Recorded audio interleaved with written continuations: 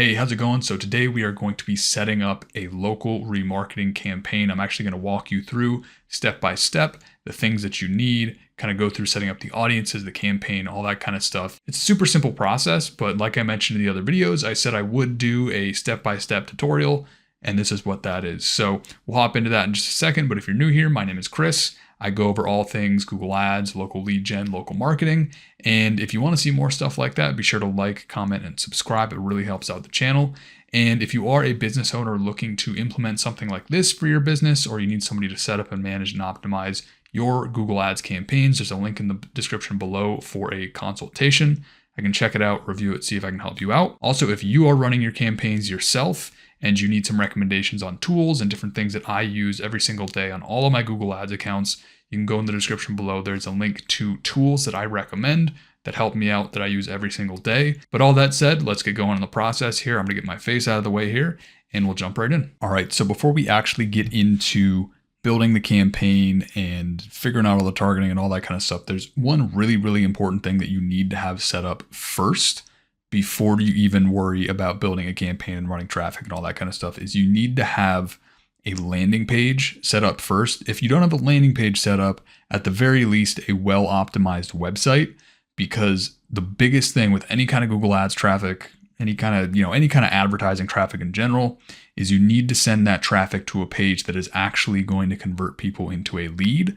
And the biggest thing with, Google Ads in general is you want to make sure that your conversion rate is good. If you have a good conversion rate, you're going to offset that cost per click and you're going to get a really reasonable cost per lead. So if we're sending traffic to a website or an unoptimized page, or a website that's not working on mobile or something like that, this conversion rate is going to plummet. When that conversion rate plummets, you don't get as many leads. When you don't get as many leads, your cost per lead shoots up. So first thing you need to have set up, which I'm not going to cover in this video because it's way too complicated for this one video on top of setting up the campaigns and all that kind of stuff, is you need to have a landing page set up. Now, I'd mentioned the tools page and all that kind of stuff. These are tools that I recommend. And typically I use a landing page builder, but in the past I have built websites with WordPress. If you are a little bit more technically inclined, WordPress tends to be the most cost-effective way to put together those landing pages. It's significantly cheaper than going with a landing page builder, but at the same time, a landing page builder, they're usually really drag and drop, easy to use. They have testing features, all that kind of stuff, but they do come with a higher price tag. So if you do need to set up a landing page, these are some tools that I recommend. These are landing page builders that I have used or currently I'm using right now. And these are the things that I use to build landing pages in WordPress. So like I said, that is kind of outside of the scope of this video, but it's really important that you have, at the very least, whether it's a page on a website or a landing page specifically, it's like that page that you're sending traffic to needs to be optimized to convert people into leads. If you don't have that foundation set up first, you're not going to get as many leads out of the campaign. So with that out of the way, we can start actually setting up our Google tag and getting our audience put together, and then we can get into building the campaign. All right, so for this part, I have actually hopped over to my kind of demo test account, so that's why you're not seeing anything here. But the first thing we need to do is we need to grab our Google tag, and we need to take that tag and put it on every single page that we're sending traffic to. So if you're sending traffic to a website, you got to take this tag and put it on every single page of the website. If you're sending traffic to a landing page, you need to put it on every single landing page. The main landing page, the thank you page, just anywhere you're going to send traffic, you want to take this tag and put it on those pages. So there's a couple different ways you can find the tag. First things first, if you want to find it, like if you don't have conversion action set up or anything like that, you can go to Tools, Data Manager. All right, so on this page, you should see your Google tag right up here. It should be, the name of your account. If you just hit Manage, it'll pull up a page that looks something like this. Just go to Installation Instructions right over here, hit Install manually, and then this is your Google tag. Pretty much all you want to do is copy this, and then you want to put it in the head element of every page of your website. I'm going to show you what that looks like on a WordPress website. So I'm on the Divi theme, and I'm just putting this on my main website. You should have a section, whether you're on a landing page builder or a WordPress theme or something like that. you should have a section to just add the code to the head of your blog, your website, or whatever. And then you just take it and you paste it in there, and then that's it. You just paste it in there, hit save, and then you're good to go. Another way you can find this code is if we go back here, if you have conversion actions set up already, you can just go in here, go to summary under conversions. And if you have those conversion actions set up, they should show up here. But I only have a couple here, but this one should have it. You just click on that conversion action. You see tag set up right here. Click on the down arrow, hit install the tag yourself. And then this is another way to find your Google tag right here. So you just take this tag, paste it on every single page that you are going to be sending traffic to. And what this is going to do is it's going to allow Google to actually start gathering that audience that we're going to remarket to. And having this on all those pages is arguably like the easiest way to do it. There are other ways to set up an audience that I'm not really going to cover in this video. You can build an audience through Google Analytics. So if you've had Google Analytics on a website for a long time, you can actually create audiences within Google Analytics, and then you can import those audiences into Google Ads. It's a little bit more complicated, so I'm not really going to go over it in this video. This is probably the easiest way to do it, whether you're doing this for yourself or you're doing it for a client. The only real downside is if you didn't have a Google tag on a website or something like that for a longer time, you're kind of missing out on previous data, which kind of sucks. So that's where Google Analytics comes in. But this is a really good option to just kind of start gathering data, start gathering an audience, and it's pretty foolproof. Nothing should break during this process. So once you've copied that tag, pasted it on your website, we can actually move on to setting up our audiences that we're going to start remarketing to. All right, so now that you have that installed on your website, the next thing we got to do is we got to come over here to tools again. We go to shared library right here. And then under there is audience manager. And you're going to see your data segments right here. Pretty much what we want to do is we want to hit this little blue plus sign, and we want to select website visitors for this particular case. There's a lot of different ways you can do this. Moving forward, I'm probably going to be remarketing to YouTube viewers. So you can literally remarket to an existing YouTube channel. You can actually see I've done this here below, YouTube viewers, 365 days.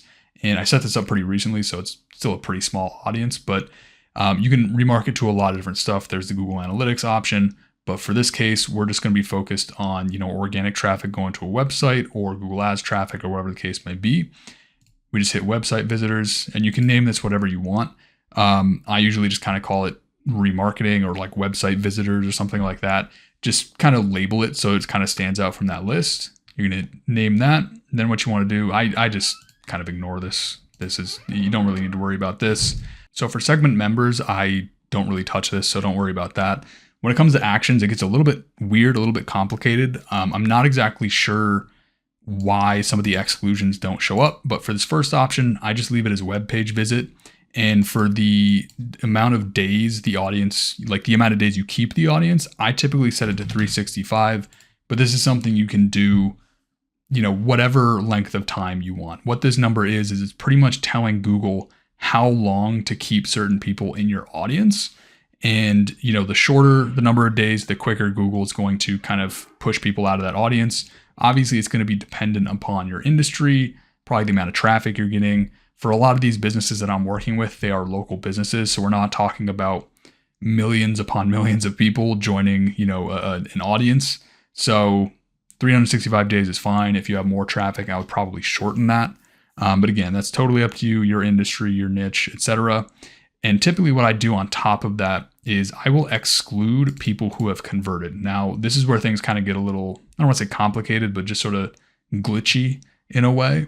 If we hit add action, what I have found is I believe it has something to do with if there just aren't enough conversions on a particular account, or if it's a newer account, or you're just not getting enough conversions in a month. I think this is what's causing this.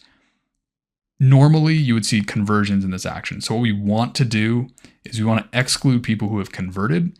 So if you just hit this down arrow, it should show conversions here. Let me hop over to another campaign really quick just to show you what that looks like. If we go up here, this is an existing campaign that's been running for a while. If I hit this down arrow, it'll show conversions right here.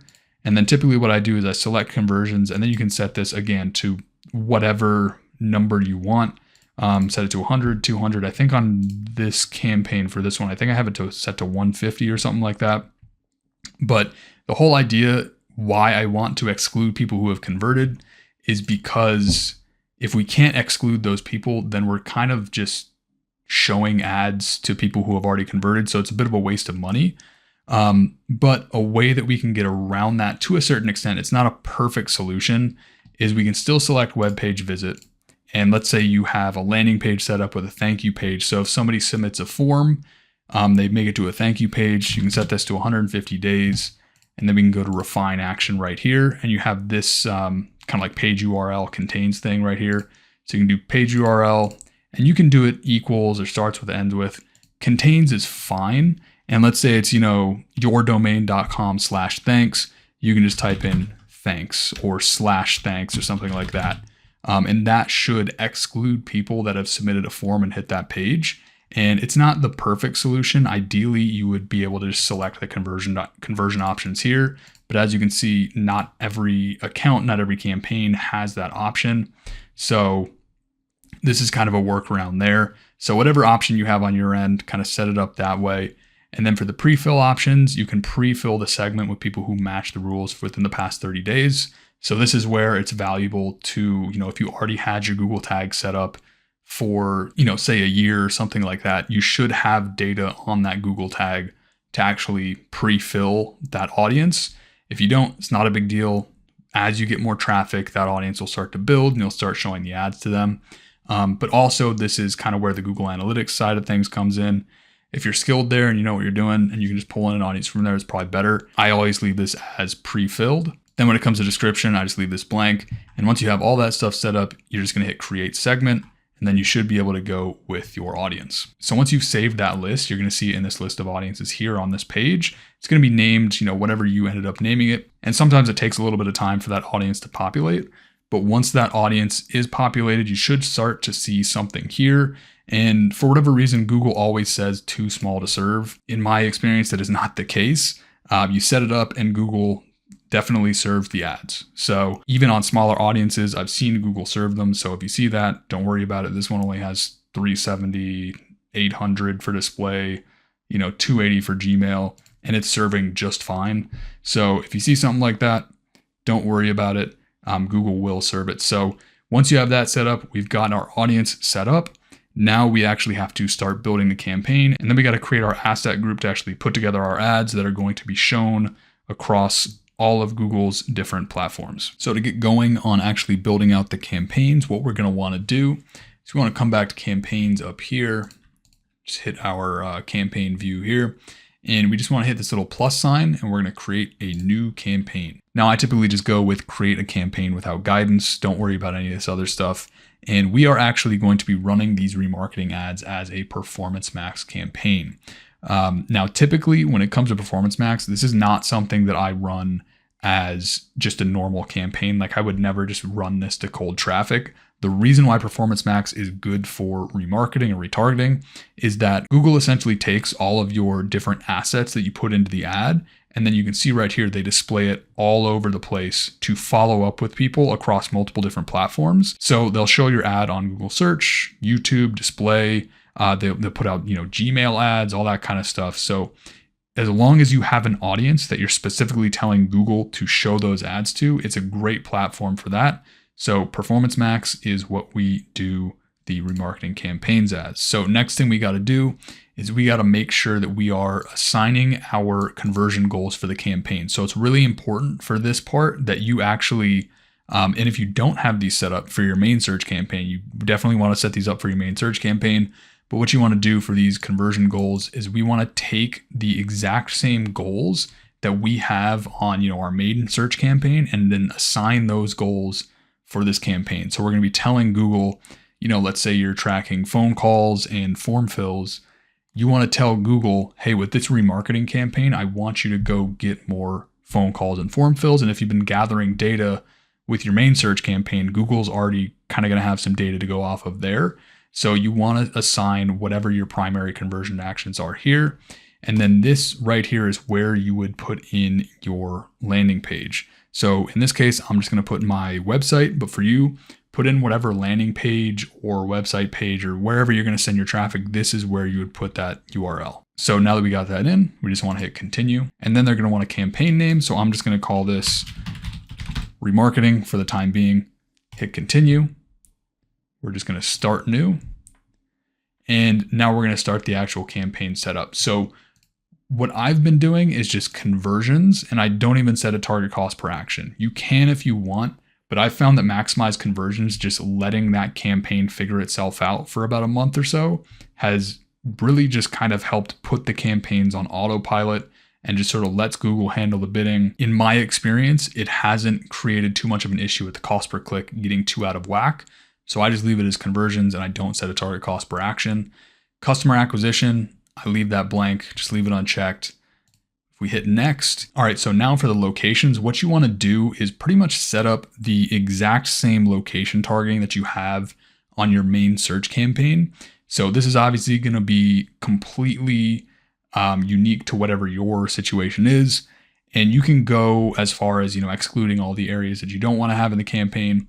Usually what I do is I just put in the exact same location targeting. So I will, like, let's say I'm targeting Seattle or something like that. I'll just put in Seattle, hit include, hit save. And usually that should be enough.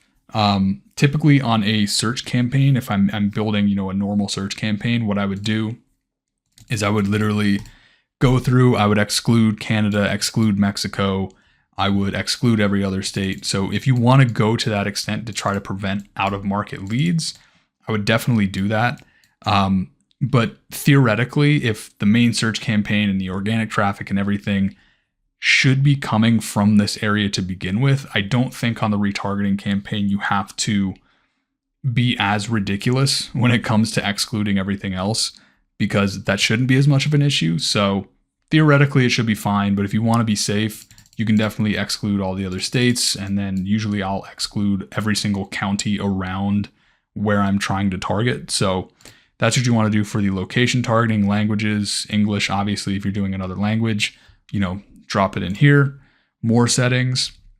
So with the ad schedule, I typically just set it up aligned with when the business can answer the phone. So I typically leave these as like regular business hours. So I would do something, 8 a.m. to 6 p.m. or something like that, which I believe is 18, something like that. Anyway, so with the ad schedule, what you want to do, like I said, is just align it with the business hours. And obviously, if your business has a call center or they're able to get to calls at all hours of the day and get to leads, that works totally fine as well. Like you can just leave the ad schedule as all day, 24 hours a day. The main reason why I put in this ad schedule is, if a phone call comes through or a form fill comes through or something like that, and it is, midnight, the business isn't going to be able to get that lead. If they can't get to the lead, they're not going to make money. So make sure this ad schedule is in there if it is relevant to your business. We can go to more settings, start and end dates, leave that. Pretty much everything else here, I just leave it as is, don't even touch it, hit next. So this page is really, really important. Search themes, don't worry about this. What is more important, what is the most important thing here is this audience signal box. This is where you're going to tell Google that audience that you created, you only want to show ads to that audience. That's essentially the data that Google is going to pull from for those remarketing ads. So what you want to do is just click in here and you can browse or you can search and your audience should show up here. If it's not showing up here, you can search it in here. But for me, for the purpose of this video, I'm just going to go to YouTube users, all YouTube viewers, and we can just leave it at that. So this audience should be whichever audience that you just set up. And if you see that in there, you should be good. And we can go to additional signals. I don't really mess with any of this. Audience name, don't worry about that. But the biggest thing here, like I said, is you have to have your audience in here, because if you don't, Google is just going to start trying to show your ad to everybody, which you don't really want. So put your audience in there, hit next. And now on this page, this is kind of like a little bit of Google's AI stuff. If you want to let Google generate some assets and generate descriptions and all this kind of stuff, you can use this. I don't typically use this right now. I will use ChatGPT to come up with different ideas for headlines and descriptions and all that kind of stuff. But this I just kind of skip. If you want to let Google generate headlines and descriptions and everything like that, go for it. In this case, I'm just going to skip. And now this is where we actually start to create our ad.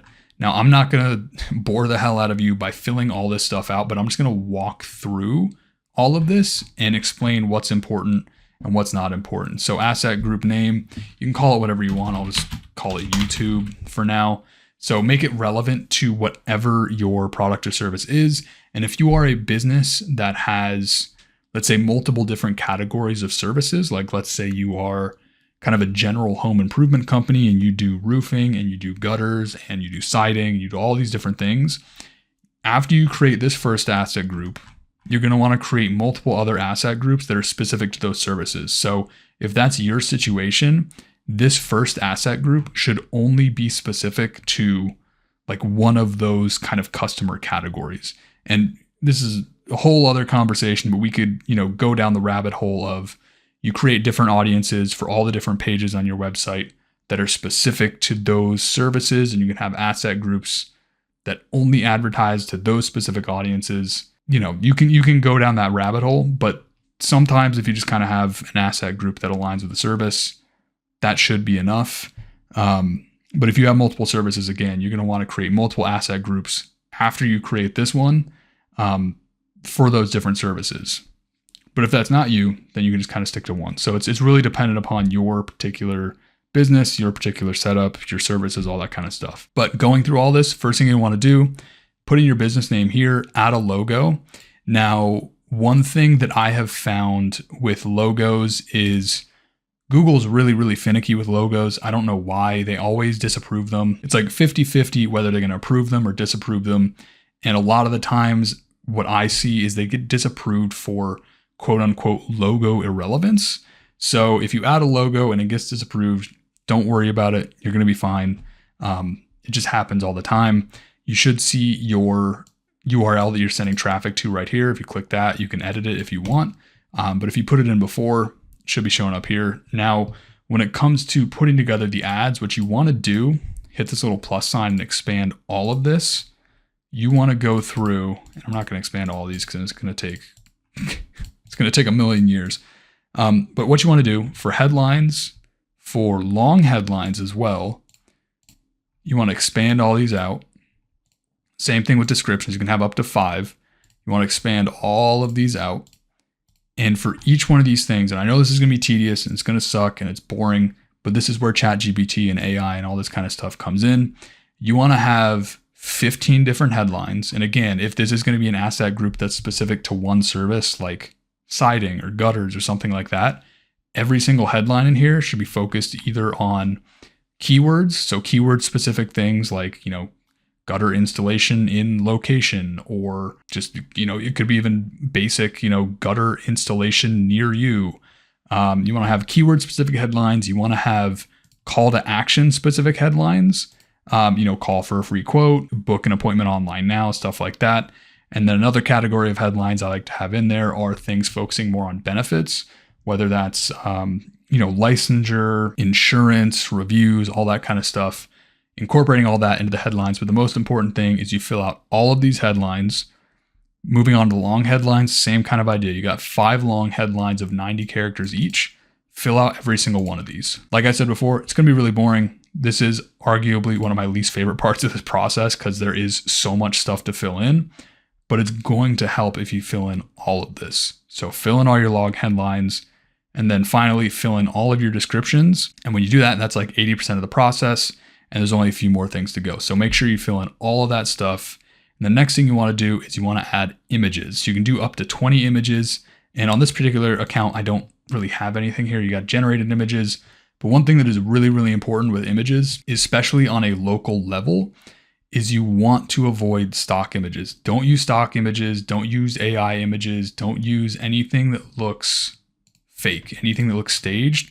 What's really important with the images is you want to make sure that you're using legit images from the business. So it could be, the crew with the trucks, or if you're a tree service company, it's, the guys working on a tree and there's like the truck in front of it or something like that. It needs to look like a legit local business, no stock images. And it doesn't even matter if the image is like kind of crap. Like if anything, the image being more crap makes it feel more real. And when it feels more real, people are a lot more likely to actually trust you and want to do business with you because you look like a real business. So with the images, make sure they're legit, make sure they are images of your actual business. They're not stock images, they're not AI, et cetera, et cetera. More images you can incorporate here, the better. So if you have 20, go for it. If you don't, that's fine, but it's important that you have images. Videos, this is another thing. Obviously, this is going to be relevant to your business. If you have videos, definitely incorporate them in. If you have videos that are also like specific to the purpose of following up with somebody, like kind of a remarketing oriented video, that would be even better because somebody could see it on YouTube. And if it's specific to following up with somebody or presenting somebody an offer or something like that, that could be a really good option. It could just be a general overview video of your business. But if you add those videos in there, Google's going to have more options to show your ads in different places, which means you'll get more exposure, stay in front of more people, and also most likely get more leads as well. Now, site links, this is another thing you are definitely going to want to set up. You definitely want to set this up on your main search campaign. Really any campaign that you are running, you want to have these site links set up. And this is where, if you have multiple different services or landing pages or things like that, you can set up these site links to send people to those different areas on your website or to different landing pages. Typically what I do with these site links is, let's say a client doesn't have multiple different services. I'll make some of these site links more call to action heavy. So it'll be, call for a free quote, and it'll just sort of send people to a different variation of the landing page. It could be call for a free quote, 5-star reviews. You can just kind of mix and match those sort of ideas, incorporate things about services, benefits, all that kind of stuff. But the whole idea with these is you can put in calls to actions, you can put in different services, and putting these in there as well helps the ad to take up more space wherever it's going to be shown. This is true of a search campaign. This is true of really any of these assets that you see on Google campaigns. Filling them all out is such a good option because it just takes up more space. It gives Google more options to show your ads in different places. And it is super, super helpful to get more people clicking on the ad and get more people converting. So make sure you fill out these site links. Call to action, I just leave automated. You can go in here and, set something specific. I just leave it on automated. I've had no issues there. And the last thing we want to do here is we want to add in these last asset types that are relevant to your business. So if you have a promotion, you can add a promotion here, pretty much put in whatever, obviously this is kind of an empty account, but you'd add a new promotion. You can fill in all the different stuff that you want here. Obviously relevant if you have a promotion. Typically, I don't do much with that because obviously that could change on a month-to-month basis. I usually just keep it pretty simple, call for a free quote, all that sort of stuff. But promotions, I usually don't mess around with too much. Prices are relevant, I would say, if you're trying to do a bit more like price qualification, or if you have like really solid pricing in your market, prices could be a great thing to add in there. Same kind of thing, you just come in here, hit that, and then you can add in your price information, and it gives you an option to say what that pricing is for and all that kind of stuff. Another thing that's extremely important is this call asset. So every single search campaign that I set up, it has a call asset on there. And pretty much what this is it puts a little phone number on it that people can just tap to call. And you want to have this on there because this will definitely 100% get you more leads. You want to have this on your main search campaign, but you also want to have this on your remarketing campaigns, because if somebody sees the ad, whether it's on Google search or wherever Google is going to show the ad, and they have the option to just tap the button and call, people do tap that phone number to call. And I 100% see leads coming from that off the remarketing campaign. So you want to have this set up. And if you do have a call extension already set up, I believe if you hit this plus button and it's already set up, there should be a list here that shows your different call extensions. You can just select it off the list. But if you don't, you just come in here, you add in this phone number, and then you specify the conversion action you want to track the conversion for. But the really key thing with this phone number is this phone number has to be on the landing page. So whatever phone number is going to be here has to be the same phone number that's on the landing page. If it is not there, Google will disapprove it. So make sure that phone number is exactly the same on the landing page. And then everything else on here, I usually add call outs to my search campaigns. I add call outs to my remarketing campaigns. These are pretty simple. Just hit the plus sign and then you'll add in 4 different call outs. You can add more, but I usually just keep it to 4. And these are things that I try to just, again, keep more call to action heavy. call for a free quote, book an appointment online today. We can be there in 30 minutes. Crews are on stand, like all that kind of stuff that is pushing people more towards an action is usually what I incorporate with these. But you can test different things out, put in, 5-star reviews, maybe talk about different services, whatever is relevant to your business and your market. This is where you put in call outs. So make sure you put those in there. And then finally, it's not finally, but structured snippets.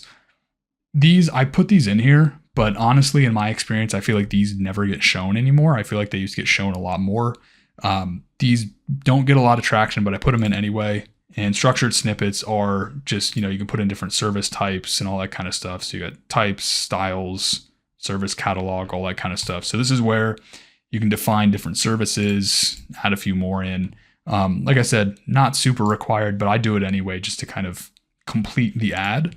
And then finally here we have lead forms. Typically, honestly, I don't really do lead forms all that much just because with my campaigns, I try to push them more towards getting phone calls. Like I'd rather get more phone calls than more form fills. So usually I don't set up these lead forms on these campaigns, whether it's search campaigns or marketing campaigns. I usually don't set these up just because I don't want more forms. I want more phone calls. So this one is totally up to you. If you want to add a lead form, you can. This is one of those ones I would say totally optional. Don't worry about it if you don't have it on there because ultimately you just want to get more phone calls. And if we go to more options, there's one final thing that we want to do is we want to put in our display path. Now, this is not telling Google where the ad is going to go. This is just another way to add in more keywords to the ad. So on search campaigns, you're going to see this in the ads. But like, let's say if this particular remarketing campaign was for something specific, like dumpster rental or something like that, what you would do is you do something like this, dumpster rental. And again, this is not sending people to a page that is for dumpster rental. Like if I put this in there, it's not all of a sudden going to send people to a dumpster rental page on my website. This is literally just for if somebody sees the ad and they see yourdomain.com/dumpster rental. It's just a way to kind of increase the relevance of the ad to that person, make it stand out a little bit more, and then incorporate some more keywords. So that's the last thing I would do there.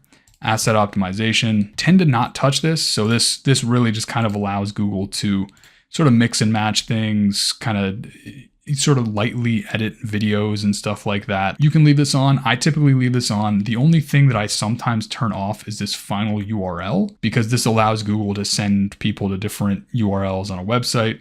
So depending upon the situation, depending upon the client, sometimes I will turn this off if I don't want Google sending people to different landing pages. Like if I only want Google sending people from this campaign to a specific landing page, I will uncheck this.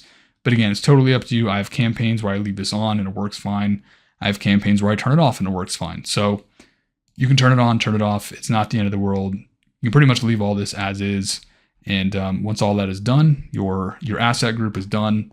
And yeah, so pretty much the long story short is fill all of this out, put as much information in here as possible.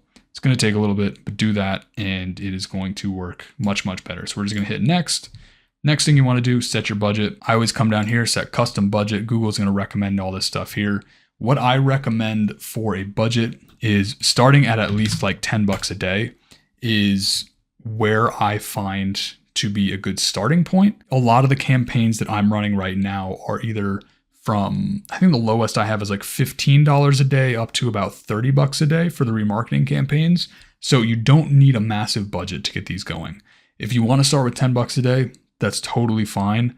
You will get traction. You'll get some leads coming in. But if you want to get things going a little bit quicker, you want to get more traffic coming in. If you have a lot of traffic, you can bump it up to $20 a day. It's dependent upon what your budget is. Also dependent upon, how much traffic you are generating and how much of a budget you're going to need to have for this remarketing campaign. But you can start at 10. Again, it's really up to you. The great thing about these campaigns is they are not super costly and you can just kind of start at $10 and go from there. So we're going to hit next from there. It's going to check for errors. It's probably going to find a bunch of errors because I didn't fill anything out. What you're going to do is you're going to click that. It's going to do some checking. It'll probably give you some issues that you might need to fix here. And what you're going to want to do is just kind of fix those issues. And then you should have an option right here to hit publish. When you are ready to publish, you just hit that publish button and then you should be good to go. So obviously I'm not going to be doing that right here because this is just a demo account. But once you fix those issues, again, you just hit publish and you're good. Your remarketing campaign is live. And one last really quick thing, once you've got that retargeting campaign live, or retargeting, whatever you want to call it, you should see it here in your campaigns view. And one thing I wanted to go over really quickly is if you wanted to create additional asset groups. So if you are a business, like I said, that has multiple different service categories and you want to create different asset groups, you're just going to come in here to your targeting campaign. And then under campaigns here, you're going to see asset groups. And same kind of idea as creating a new campaign. You can just create a new asset group right here, hit new asset group, and then you're going to come through here and just do the process over again. So you're gonna have to do that whole process again, create another asset group specific to that other service. And then if you have multiple different audiences that you set up, you would then assign that audience signal to that new asset group. But again, that is a much more complicated kind of strategy. You know, if you wanted to set up individual audiences for different services and all that kind of stuff, you can totally do that. But if you want to create new asset groups, you'd come here, just hit that blue plus sign, and then you can create a new asset group. All right, so that is it for this video. Went on a little bit longer than I thought it would. But like I said, I wanted to do a step-by-step kind of how-to of setting these campaigns up.